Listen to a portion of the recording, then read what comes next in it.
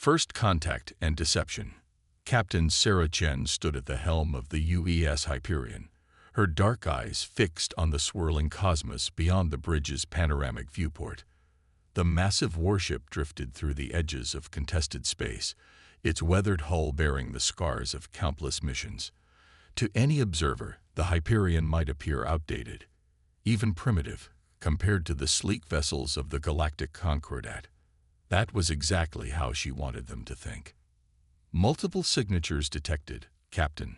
Lieutenant Marcus Rivera announced from his sensor station.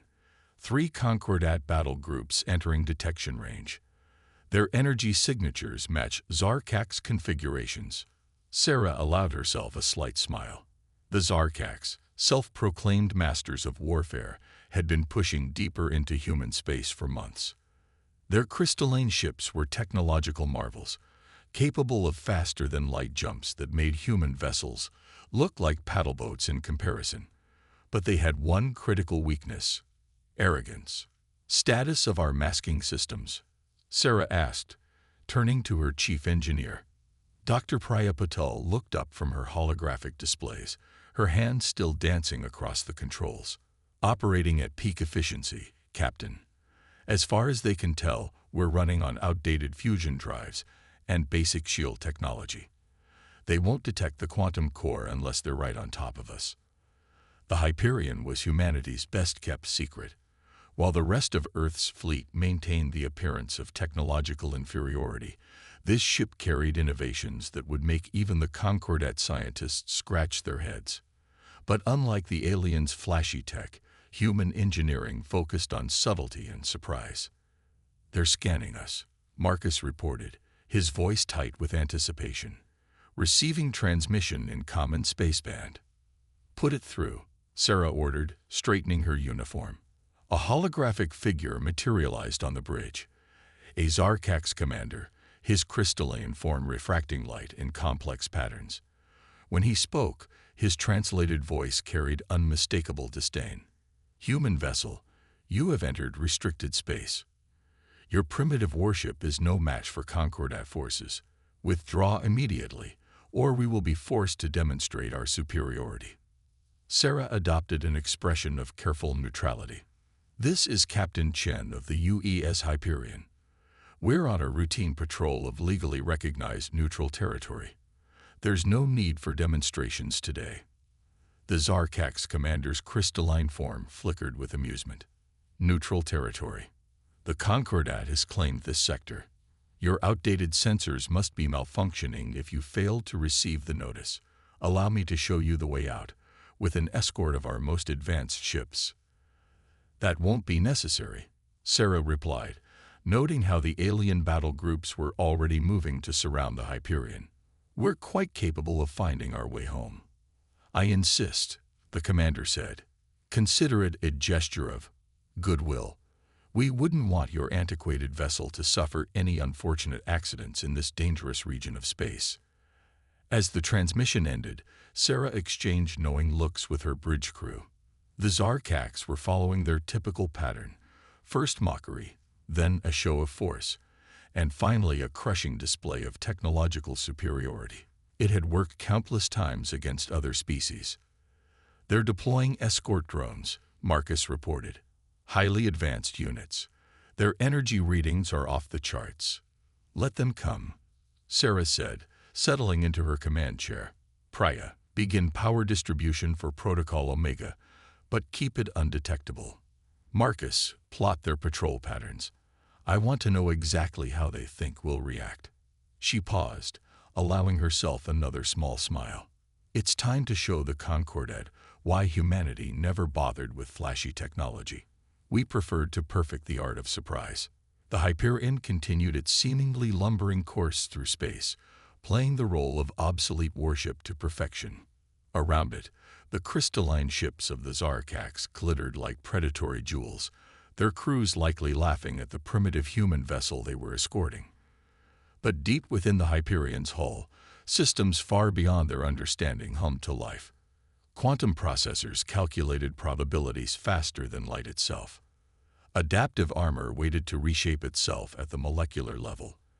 And most importantly, the ship's revolutionary metacognitive AI began analyzing every detail of Zarkak's behavior, building a perfect model of how they would react when their superiority was finally challenged. Sarah watched the alien ships through the viewport, remembering all the races that had fallen to counterattack expansion.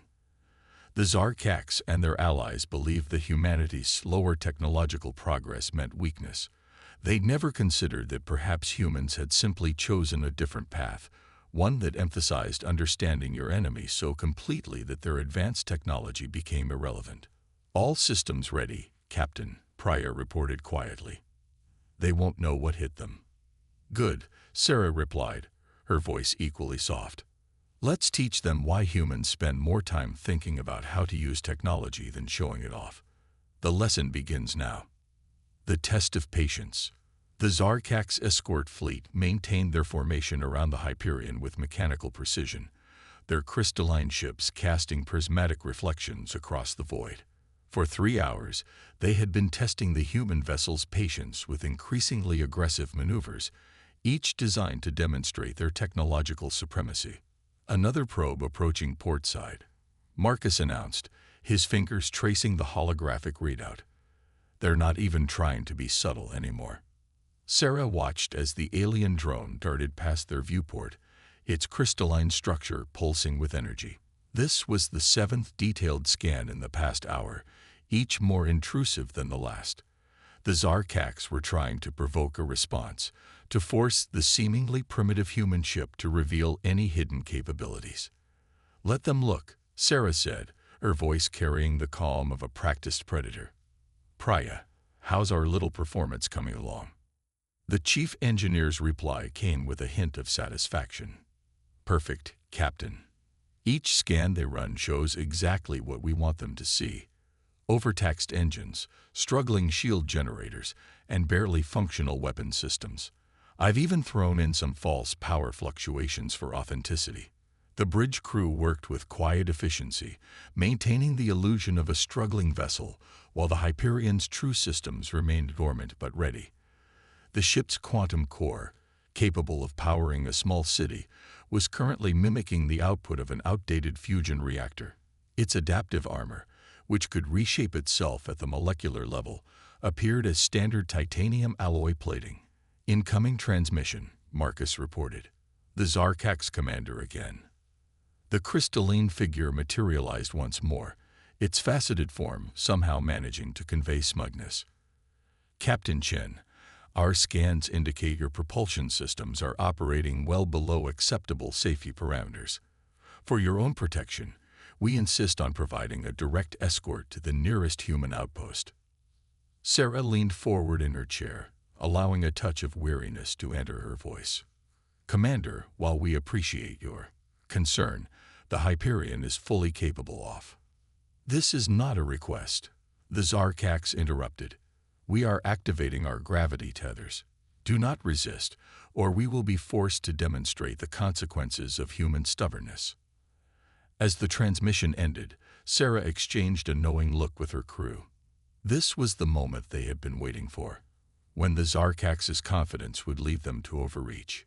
"Gravity tethers detecting, Captain," Marcus reported. 3 beams, trying to lock onto our hull. "Praya, initiate Protocol Omega, Phase 1, Sarah ordered. "Let's show them why assuming is dangerous." Deep within the Hyperion systems, carefully hidden quantum processors began their work. The ship's hull, appearing solid and primitive to outside scans, shifted at the molecular level. The gravity tethers, designed to grip standard materials, found themselves trying to lock onto a surface that seemed to exist in multiple quantum states simultaneously. "They're increasing power to their tethers," Marcus said, suppressing a smile. "The Zarkak ships are burning through energy reserves trying to maintain a lock." Sarah watched through the viewport as confusion spread through the alien fleet. Their perfectly coordinated formation began to show signs of disorder as the supposedly primitive human vessel proved unexpectedly difficult to capture. "Status of their scanning systems?" Sarah asked. "Still blind to our true capabilities," Praya confirmed. The quantum fluctuations are masked as simple power overloads. As far as they can tell, they're failing to capture us because their tethers are somehow malfunctioning, not because we're actively countering them. The Zarkak ships began to move closer, their crystalline forms glowing with increased power output. It was a predictable response. When confused, they always resorted to overwhelming force. But in doing so, they were falling perfectly into the Hyperion's trap. "They're charging weapons," Marcus reported. "Low-yield warning shots, aimed to disable our engines." Sarah nodded, her expression unchanged. "Maintain current protocols. Let them think they're about to teach us a lesson." She turned to her communications officer. "Record all of this. When this is over, I want the Concordat to understand exactly how their arrogance led them here." The first warning shot flashed past the Hyperion's bow, a brilliant beam of energy meant to demonstrate the futility of resistance. The human ship appeared to shudder, its outer hull registering the expected radiation signature of a vessel under stress. "Zarkak's fleet is moving into attack formation," Marcus announced. "They're targeting what they think are our weakest points." "Perfect," Sarah said softly. "Priya, prepare Phase 2. Let's show them why humans spend more time thinking about how to use technology than showing it off." The alien ships encircled the Hyperion, their weapons charged and ready to deliver what they thought would be an embarrassing lesson to a primitive species. They had no idea that every move they made had been anticipated, analyzed, and accounted for by systems they couldn't even detect. "All preparations complete," Captain Priya reported. "Ready to proceed on your mark." Sarah Chen watched the alien fleet position themselves for their demonstration of superiority and allowed herself a moment of genuine pity for what was about to happen to them. The Zarkaks had spent centuries perfecting their technology, but they had never learned the most important lesson of warfare. The most dangerous enemy is the one you underestimate. Breaking point. The first Zarkak's energy blast struck the Hyperion's hull with surgical precision, targeting what their scans had identified as a vulnerable power conduit. Under normal circumstances, such a hit would have crippled a human vessel's propulsion systems. But these were not normal circumstances. "Direct hit recorded," Marcus announced, his voice steady. "They're expecting us to lose engine power in 3, 2, 1. Now, Priya," Sarah commanded. "Show them what human engineering can do." The Hyperion's quantum core surged to life, its tremendous power no longer masked by careful algorithms. The ship's hull, which had appeared to absorb the Zarkak's attack, began to glow with an otherworldly energy as billions of nanoscale structures activated simultaneously. By the void, the Zarkak's commander's voice crackled through their comms, all pretense of superiority gone. "What is this?" "This," Sarah replied, standing from her command chair, "is why you should never judge a species by their apparent limitations." Marcus deployed the mirror arrays. The Hyperion's outer hull transformed, its surface becoming a perfect reflective matrix. The next volley of Zarkak's energy weapons struck the ship and bounced back, amplified by quantum resonance. 3 crystalline vessels shattered instantly, their own energy turned against them. "Impossible," the Zarkak's commander shouted. "Our scans showed no signs of such technology." "That was rather the point," Sarah responded calmly. "Priya, initiate full spectrum response. Let's demonstrate what human ingenuity really looks like." The Hyperion's true weapons emerged from previously invisible ports, each one a testament to humanity's unique approach to warfare. Instead of the brute force energy weapons favored by the Concordat, these were subtle instruments of calculated destruction. Quantum disruptors targeted the crystalline structures of the Zarkak ships, creating microscopic irregularities that spread like cracks in glass. Probability torpedoes launched, their warheads containing artificial singularities that could predict and intercept any evasive maneuver before it began. "Enemy fleet attempting to regroup," Marcus reported, his hands flying over his console. "They're trying to establish a defensive formation, but their tactical AI can't predict our attack patterns." "Of course it can't," Sarah said. They based their combat algorithms on technology, not creativity. Priya, show them what the metacognitive engine can do. The Hyperion's AI core, a quantum computer that thought in ways no alien system could comprehend, began its work. It didn't just predict enemy movements. It understood them, adapted to them, and turned them into disadvantages. Multiple Zarkax vessels attempting emergency FTL jumps, Marcus called out. Their formation is breaking down. The crystalline ships, their perfect coordination shattered, began to scatter. Some tried to maintain their attack positions, while others attempted to retreat. The Hyperion systems tracked each one, calculating the optimal response to their every move. Keep them contained, Sarah ordered, but minimize casualties. This is a lesson, not a massacre. Quantum fields sprang up around the battlefield, preventing the Zarkax ships from escaping into FTL. The alien vessels, trapped and outmaneuvered, found themselves in a situation their advanced technology had never prepared them for, fighting an enemy who had turned apparent weakness into devastating strength.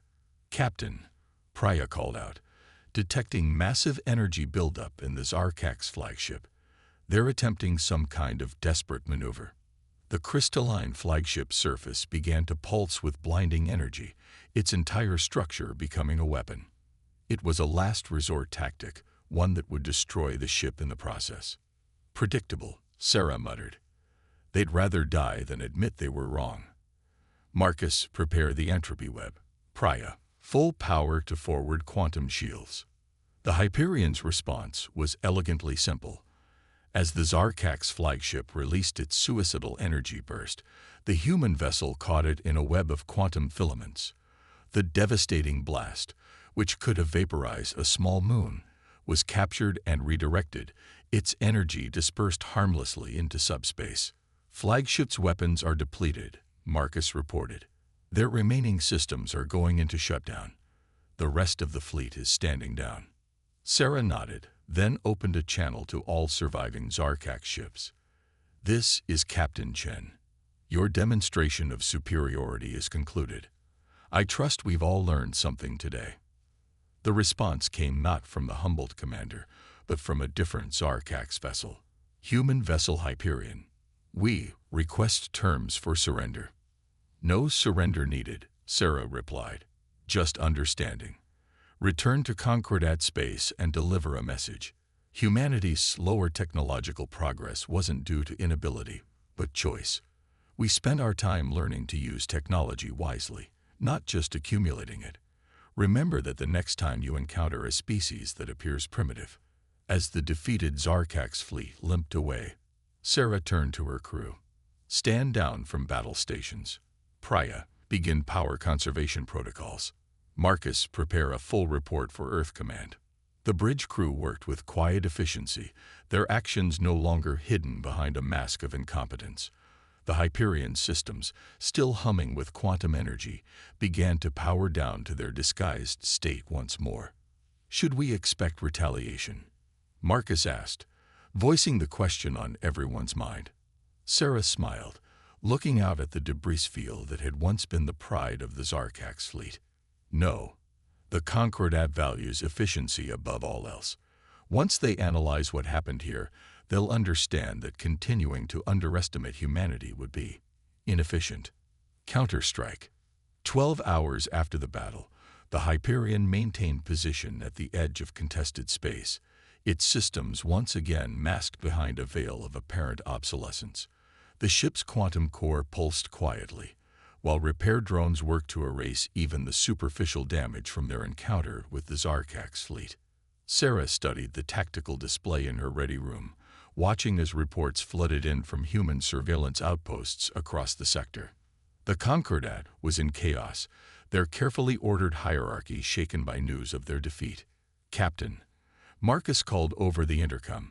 We're detecting multiple diplomatic vessels approaching from 3 vectors. Concordat signatures, but not just Zarkax. The Velkir and Mithran representatives are among them.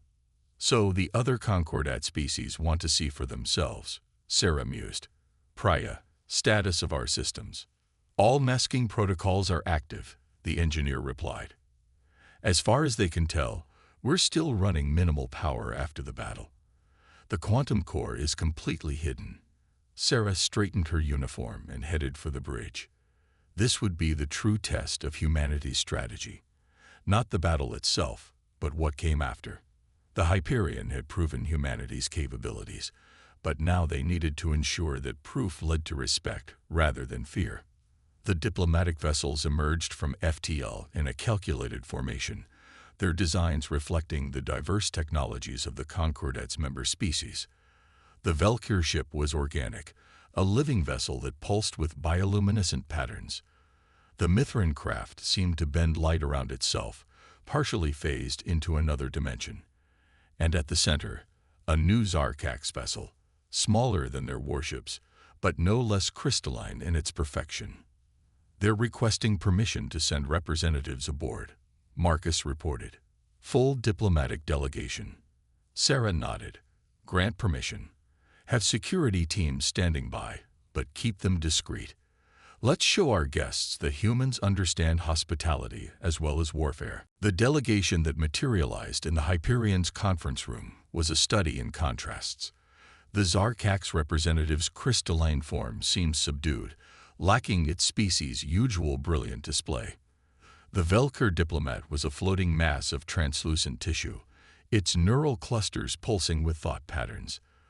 The Mithran appeared as a shifting collection of geometric shapes, their multidimensional nature barely contained in three-dimensional space. Welcome aboard the Hyperion. Sarah greeted them, standing at the head of the conference table. I trust your journey was uneventful.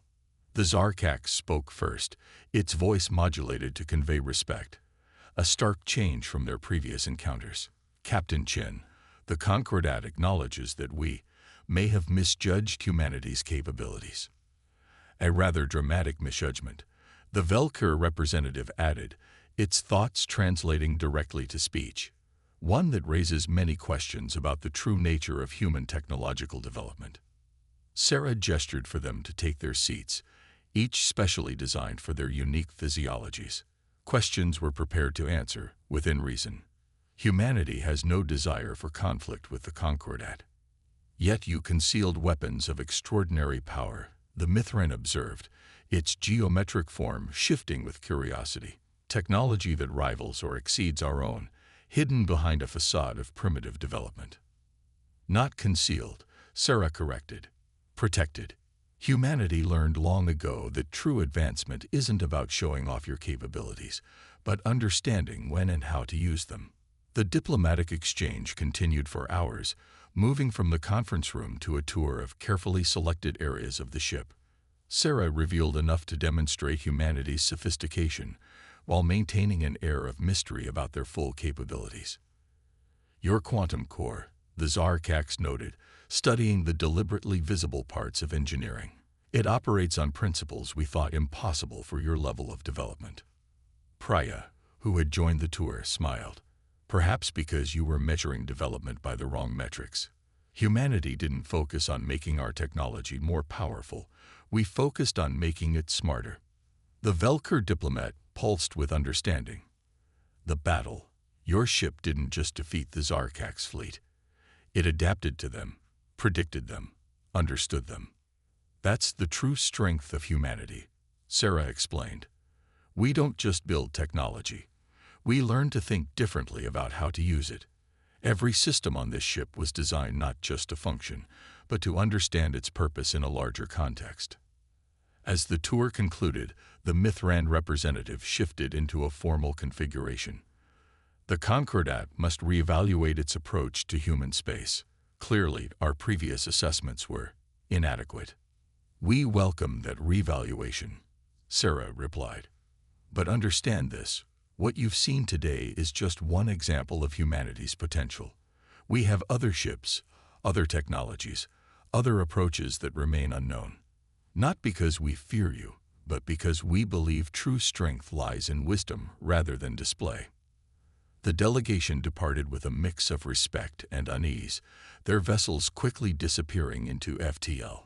Once they were gone, Sarah returned to the bridge, where her crew awaited her orders. Message from Earth Command, Captain. Marcus reported. "They're asking for a full report on the diplomatic contact." Sarah settled into her command chair, allowing herself a small smile. "Tell them Phase 2 was successful. The Concordat now understands that underestimating humanity comes with consequences, and that we're advanced enough to be worth talking to, but mysterious enough to be worth listening to." "Do you think they'll honor the new boundaries?" Priya asked, looking up from her engineering station. "They will," Sarah replied, watching the stars through the viewport. "Because now they know that somewhere out there, humanity has more ships like the Hyperion, and they'll never be quite sure which outdated, primitive-looking vessel might suddenly reveal itself to be something far more dangerous." A new understanding. 1 month after the Hyperion's revelation, the ship docked at Earth's primary orbital station. Through the station's massive observation windows, Sarah could see dozens of vessels in various stages of construction, each one bearing the same deliberately outdated appearance that had served the Hyperion so well. "Quite a view, isn't it?" Admiral Helena Torres said, joining Sarah at the window. "The Concordat's long-range sensors are probably having fits trying to figure out which ones are truly primitive and which ones aren't." Sarah nodded, watching as construction drones swarmed around a newly completed hull. "That's the beauty of it. They'll never know for sure. How did the Concordat Council respond to our terms?" "Better than expected," Helena replied, handing Sarah a data tablet. They'd formally recognized human space and withdrawn their expansion fleets from contested regions. More importantly, they've requested technological exchange talks. Sarah raised an eyebrow. "They want our quantum core designs, among other things." Helena smiled. "But what really interests them is our metacognitive systems. The Zarkak's analysis of the battle showed them something they'd never considered. That technology isn't just about raw power or advancement. It's about understanding." They moved to the Admiral's office, where a holographic display showed the current state of human space and its borders with Concordat territory. The contested regions that had been flashpoints for so long were now marked as neutral zones, jointly monitored by both sides. "Your demonstration with the Hyperion did more than win a battle," Helena continued. "It forced the Concordat to confront their own technological philosophy. They've spent centuries pursuing advancement for its own sake, never stopping to consider whether there might be different approaches." "And now?" Sarah asked, studying the new border arrangements. "Now they're beginning to ask questions they've never asked before. The Velker have already proposed joint research projects, focusing on integrating their organic computing with our metacognitive systems. Even the Zarkaks are showing interest in our adaptive materials technology." Sarah thought back to the battle, to the moment when the Zarkaks realized that all their advanced weapons meant nothing against an enemy who had learned to think differently. "They're learning." "Yes, but so are we." Helena activated another holographic display, showing designs for new ships and systems. "Their technology truly is remarkable. Combined with our approach to development and implementation, we could achieve things neither of our civilizations could manage alone." A notification chimed, and a new message appeared on the display. Sarah recognized the crystalline patterns, a transmission from the Zarkak's High Command. "They're requesting permission to send observers to our shipyards," Helena explained. "Not to spy on our technology, but to understand our development process. In exchange, they're offering access to their crystal fabrication facilities." "Interesting," Sarah mused. "They're not just accepting our strength, they're trying to understand it." "Exactly. And that's why your mission with the Hyperion was so crucial. You didn't just prove humanity's capabilities. You demonstrated why our path of development was different. We didn't advance more slowly because we couldn't keep up. We advanced differently because we chose to understand rather than simply achieve." Through the window, Sarah watched as a Velker ship docked at the station, its organic hull pulsing with peaceful bioluminescence. Nearby, a Mithran vessel phased partially into normal space, its crew preparing to participate in the first joint scientific conference between humanity and the Concordat. "The Hyperion is being reassigned," Helena announced. We're establishing a new diplomatic fleet, ships that will serve as bridges between our civilizations. Given your experience, I want you to command it."